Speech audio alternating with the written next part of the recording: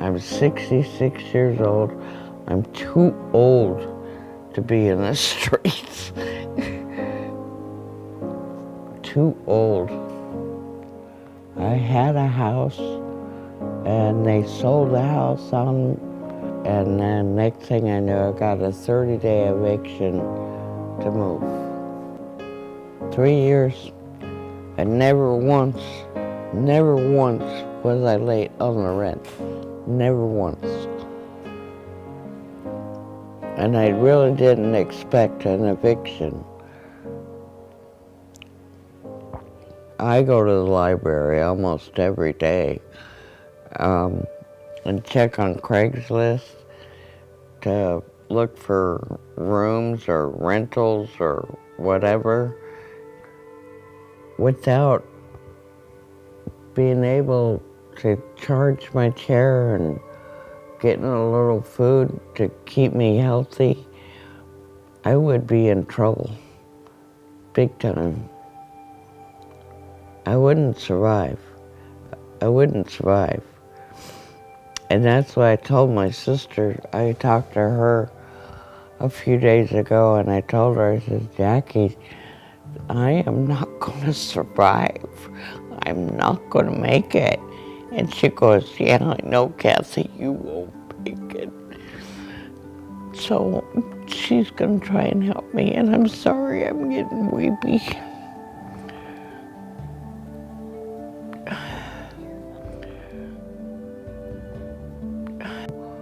I have an electric power chair that I need to be able to charge on a daily basis because I use that chair on a regular basis to keep my search up for permanent housing so I can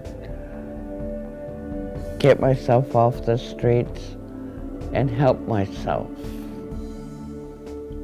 They know I come here early to charge my chair, and they just look at me and smile and go, charging, huh? And I will go, yeah.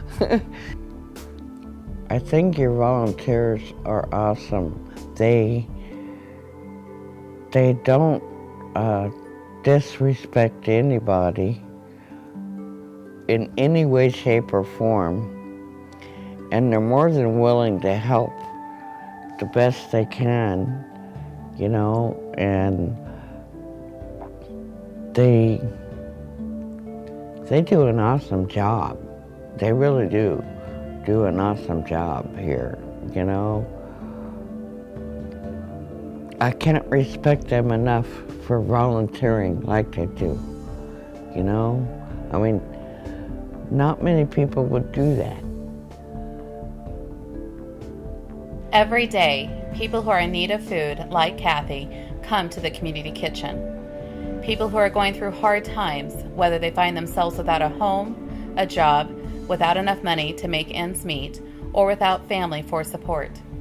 At the community kitchen, in addition to having a nutritious meal to take care of their immediate food needs, they also find a place where they feel welcome and part of a community.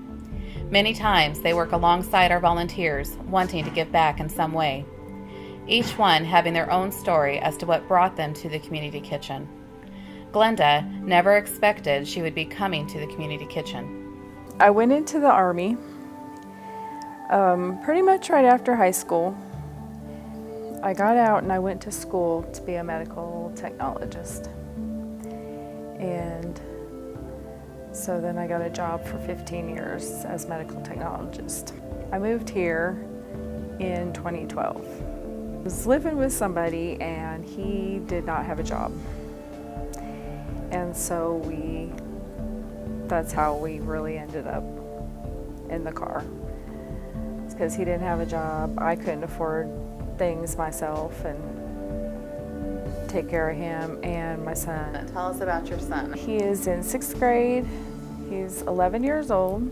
It was very hard for him to live in the car. When you live in a car, it's like a shower is very important. You know, you don't realize it's that important until you're actually in the car. And Then when we got in the car and I was like, well, we don't have the money for food. Sometimes we did go without. I never let my son go without. I would always give food to him, and I would go without because I can't let him go without. And, but you know, we would have to come here because we just didn't have, you know, my son always wanted a hot meal, and this was the place we could get a hot meal. The to-go bags are a very important thing for us because it's like if we needed anything to eat, we were like, well, we have a snack bag we can eat. I've used the snack bag more than one time for lunch.